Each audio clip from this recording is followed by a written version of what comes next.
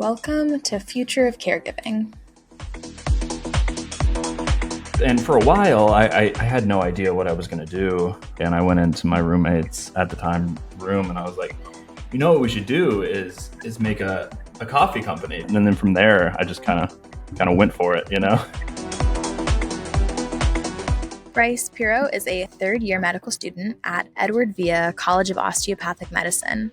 He is also the founder of Coffee Docs, which sells coffee and also creates fun social media content about the experience of being a medical student.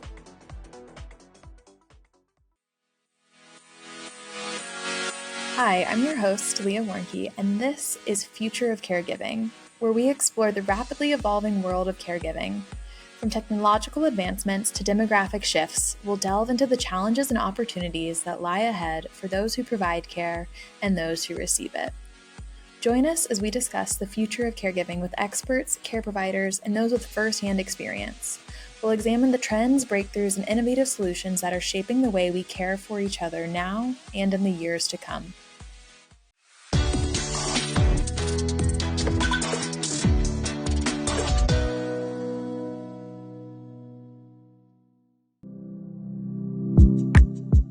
To start us off, do you want to give just a little background on how you got to where you are now? Yeah, so we have a few different things going on, and the basis of it all is medical school. I'm in my third year of medical school, just starting.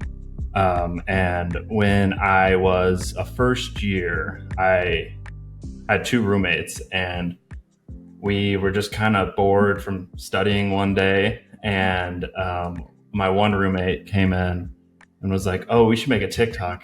And me and my other roommate were like, no, come on. Like we got boards to study for. We have tests to study for, like, and we're 24 years old. But then a few weeks later it came up, and I had a random idea for a TikTok, and I'd be like, oh, this would actually be funny. So we went and we filmed it and just put it out, and we were all like nervous about it. And I remember somebody in from our class put it in our little class group, and everybody's like, oh, that's so great, we love that. And everyone was sharing it with each other, and I think we got 5,000 views on it, and we were like, wow, 5,000 views, like, this is crazy. So from there we started making a few more, and it kind of caught on. And then one day overnight we posted a video, and it woke up and it was like over 1 million views, and we had only done like 20,000 or something like that before. And wow. It was just so like exciting to be like, wow, somebody's finally watching our silly clips. Yeah. And all of our content is very not serious, you know, like I think it's important that like to be like have fun, because it's medical students, especially, like as much as like you're passionate about the topic, it's not a fun time to those years, especially the first two where you're just kind of sitting around studying all day. You need like some type of break from that. So from there, like we were just trying to make as many funny comedy videos as possible.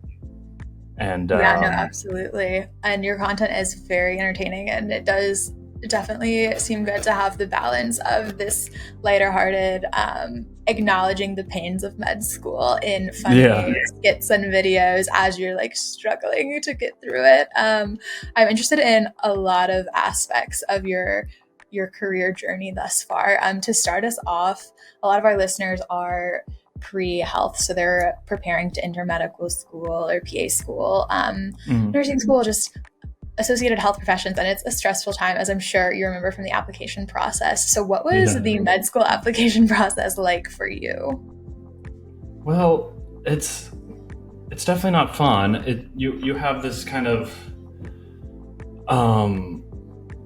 you have the biggest pressure of the MCAT, because you don't even know where you should apply until you take the MCAT, because I mean, whether they say it directly or not, some schools you need a certain level MCAT, or they're not even going to look at your application.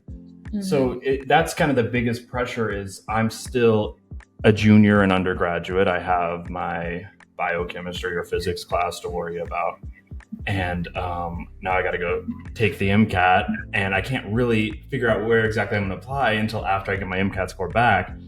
So that's the big pressure, is trying to kind of carve out time to study for and then get your MCAT back and enough time to fill out the application. So I remember that being a big kind of deal. But one thing I actually thought was interesting with the whole process was my major didn't end up mattering, really. Like, you have to take, of course, those core, I forget the exact requirements, but biology, biochemistry, physics, all those like core classes that every medical school agrees is like part of the requirements, even though it does vary by a little bit for each school. But besides that, it was interesting. Like, it really didn't matter what other classes you took, as long as you did well enough on the MCAT and you had those core class requirements. I don't know that they really looked at your major. So I always thought that was like one interesting thing about the whole journey. Yeah. I guess on that, were there any classes that you took in undergrad that have been unexpectedly beneficial to your time in medical school? So outside of the required, like bios and chems, was there anything that like retrospectively was actually super beneficial? The interesting thing with that is I feel like a lot of it you really don't use starting the day you get in. But the one class that I thought was helpful was my genetics class, because the first block of medical school, at least how we did it, you had a lot of those genetics, biochemistry, microbiology, the more like hard science classes compared to like clinical medicine classes. So I think a genetics class was helpful, and a microbiology class I didn't take, but would have been helpful to have kind of that background, because that you use forever.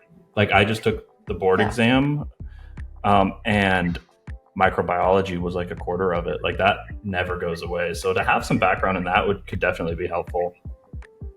Yeah, absolutely. I've taken several medical anthropology courses, and that seems like it would provide a foundation outside of the hard sciences that I think would be like beneficial. I'm not in med school, but it's just always interesting, these classes outside of like the core science disciplines that contribute to the overall experience of practicing medicine. Yeah, and I was actually a psychology major. Yeah. Which is kind of random, honestly. I didn't know exactly. I just knew I wanted to go to medical school, and I had taken the required classes, like the real requirements, and then I kind of was like, all right, what did I kind of have fun with? And I was like, I guess I had fun with psychology, so I just finished out the degree in psychology. And that actually pops up more than you would think, because there is a whole block in medical school on psychiatry. So of course you add in the drugs and things like that, but there is a lot of those core principles that are still left over, even though it's kind of a more niche major, not like a biology or chemistry that a lot of people major in.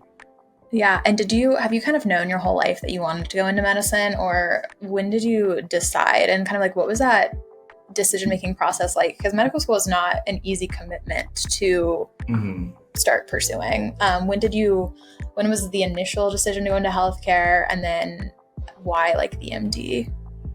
Yeah, so mine's actually a little different than maybe most people. Is when I was little, I really had no intention of becoming a doctor. I liked playing baseball, and I was 100% positive I was going to go play professional baseball in the major leagues. It is not too late for that.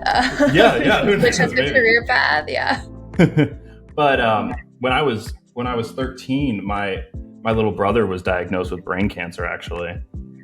And I just remember there was a pediatric oncologist who I just kind of really admired. And whenever everyone it was a very chaotic time for everyone, I mean, my family. And I liked when he walked in the room, at least everything was chaos around you, but like at least this guy had some answers, and he walked in and had a very calm demeanor, and had to do that in every single patient's room over and over again throughout his day, and just had to come in and be a calming presence, and the guy with maybe not all the answers, as all of society would hope, but at least somebody that can lead and help those families in their biggest time of need. So I really admired that, and I was kind of like, wow, that's what I want to do. So from that day on, I just had always made that my goal.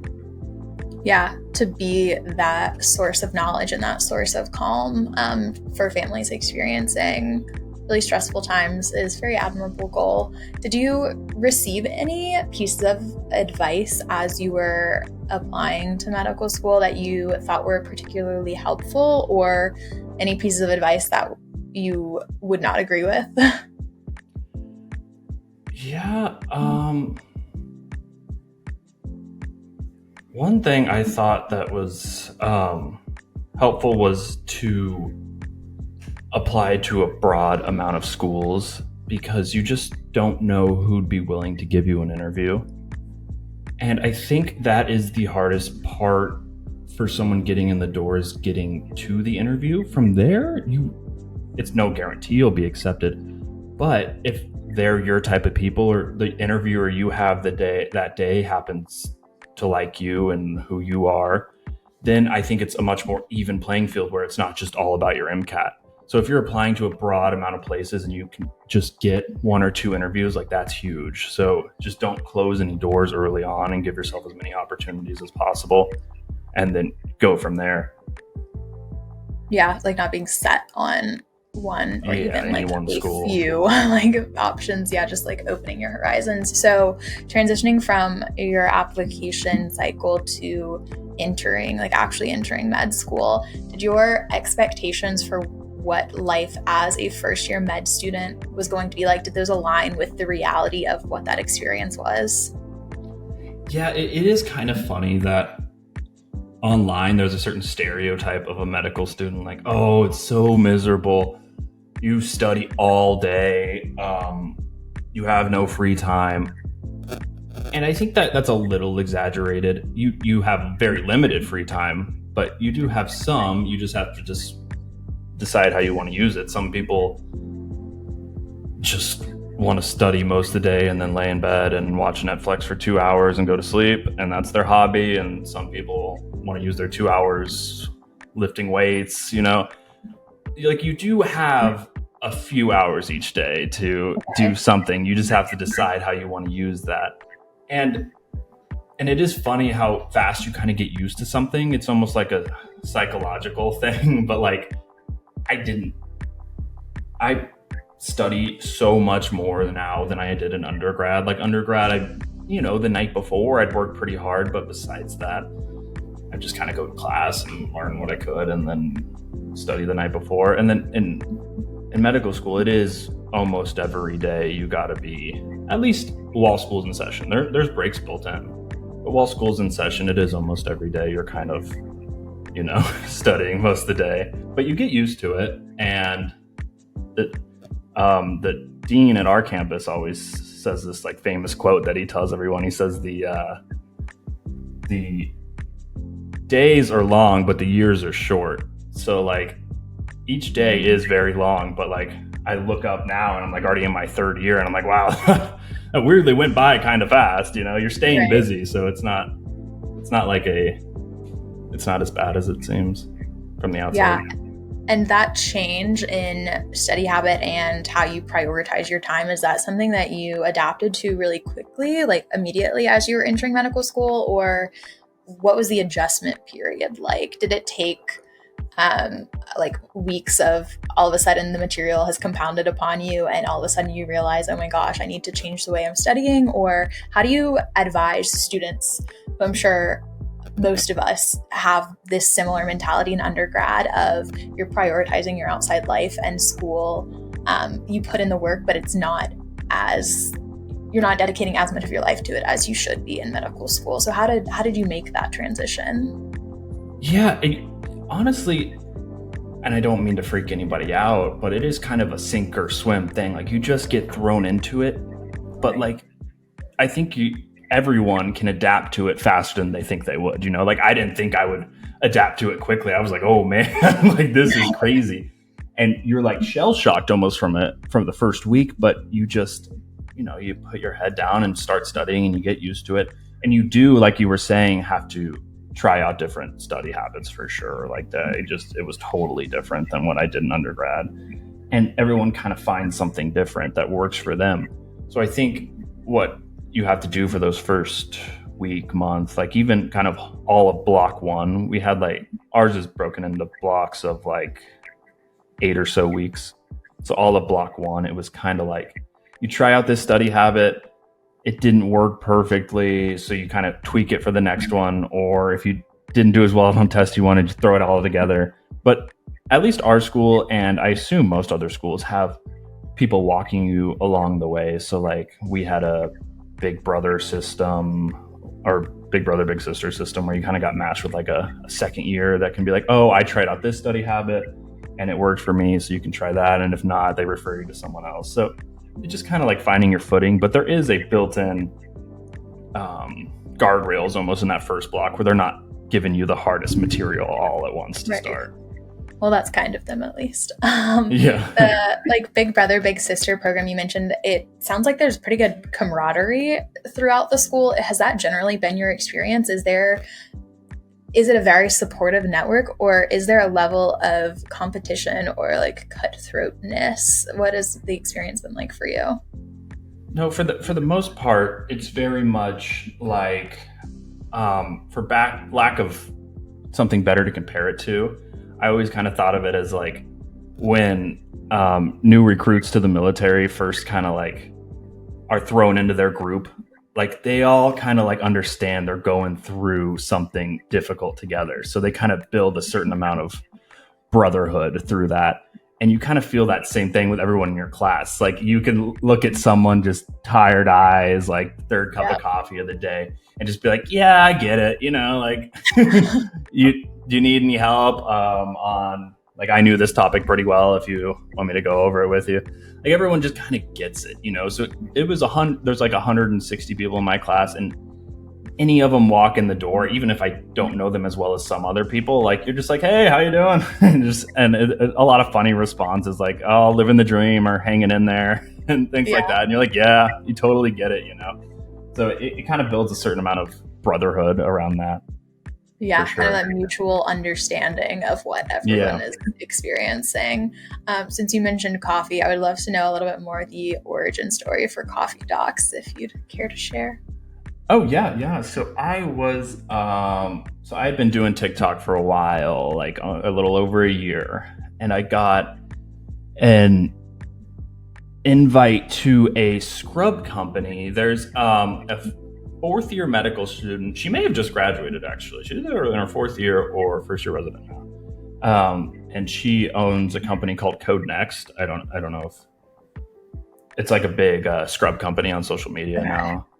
And she threw this like big medical influencer party up in Los Angeles and asked if I wanted to go. And I was like, you know what? Like, I guess that sounds kind of fun. You know, I've never been afraid to drop your studies and fly to LA or.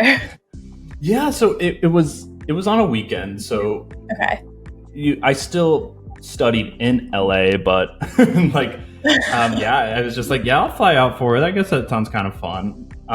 And so I went there though, and I saw how she just had created this company using her social media and then turned it into like something that's kind of fun content first and then a product afterwards. And I was like, I think that is so cool. Like, I just love making these videos for fun. Like, I want to do the same thing and try to turn it into something as well. And for a while, I had no idea what I was going to do. And then one day I was drinking like my third or fourth cup of coffee, and I went into my roommate's at the time room, and I was like, you know what we should do is make a coffee company, because everyone we know, like in our class, all our teachers, they all drink so much coffee. Like, I think we could make one and make fun medical videos for coffee, because everyone in the medical field loves coffee. And then I looked it up later, and it goes online. It says, I randomly typed in professions that drink the most coffee, and it popped up as number 1 is nurses and number 2 is doctors. So I was like, oh, and literally all of medicine is the biggest coffee drinkers there is. So I was like, this could be really fun. And then from there, I just kind of went for it, you know? Yeah. That's so cool. You took a passion for coffee and made sort of a business model out of it. So that's what has been the most surprising thing to come about from Coffee Docs. It was surprising how little I knew about business to start. So if you just go in, like I had to set up an LLC. I had to find a distributor that was willing to, or like a manufacturer, that was willing to create a coffee can and formula and all that for like 3,000 cans was in our first order, something very small. And most of those manufacturers don't even know what TikTok is. So it was just like, yeah, I do TikToks and I want to make coffee, and they might hang up on the phone, Yeah. So it was just surprising how much goes into actually creating a functioning company, whereas like it doesn't seem that hard on the outside, but like especially if you're busy with other things like medical school, like it becomes a lot. Yeah, I can imagine. Like, how have you been able to balance running an entire company while also being a third-year medical student? I mean, you mentioned you just took the boards this past weekend. Like, how are you doing it all? It is at some points. I'm not doing it all. Like it does get a little overwhelming at some points. Like for the last month or two, some things have been put on the back burner. Like I haven't advanced Coffee Docs very far the last few months. We've just kind of been refilling our current clients in Charlotte and making a post here and there, but that was it.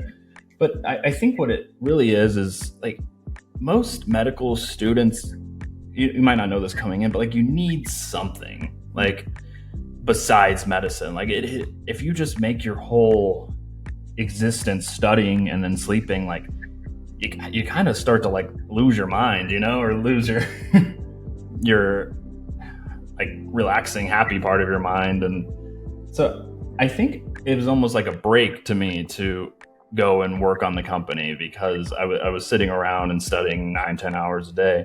And then I'd be like, oh, cool. I get to switch over and work for 2 hours on the company now. Like, this is fun. Like sending out emails to different coffee people and new hospitals or medical conferences and all that, and trying to like talk to them about a fun product. It felt like a break and like a chance to unwind, even though it was still technically work.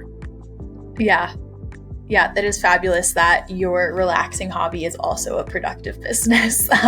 Yeah, and there's something to that too, where it's like it almost feels good to be like, oh yeah, I get to take a break, but I don't feel unproductive. Or if I took a break and then just laid in bed, I would be like, I feel so unproductive now. Right. Not that there's anything wrong if that is someone's way to decharge, de-stress from the day, but it is super convenient. Society is built for people who are productive even in their relaxing times. Definitely nothing wrong with that. I think I'm just kind of weird like that. Well, it's working out for you. To wrap us out, if someone is new to learning about 3 Wannabe Docs or Coffee Docs, what is one piece of information that you would want to leave them with? The main thing I would say is kind of what 3 Wannabe Docs started on, especially if you're a medical student or an undergrad in a hard science major, is that like you got to have fun with things. Like I think everyone wants to be so serious. Even like a lot of the medical influencers want to make these serious videos where they like wake up at 4 a.m. and are like sprinting marathons or something and then studying after. I don't know. But like I think you just can't take everything too seriously, or it makes it that much worse. Like being in medical school and studying all day is a very not fun thing to do. But if I was taking it so serious that I never had a chance to like unwind or make funny videos or something like that, like it would be that much worse. So I think it's a very important part to include in anybody that's working long hours or hard hours or anything like that.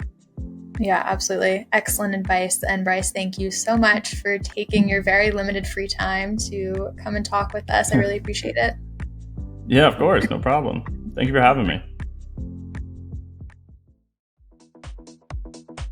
And that's a wrap for this episode of Future of Caregiving, brought to you by Care Yaya. We hope you've enjoyed this exploration into the world of caregiving and that you've learned something new and valuable. If you want to stay up to date on all things caregiving, be sure to subscribe, rate, and review. And don't forget to check out careyaya.org, where we're dedicated to improving the future of caregiving through technology and compassion. From all of us here at Care Yaya, thank you for tuning in.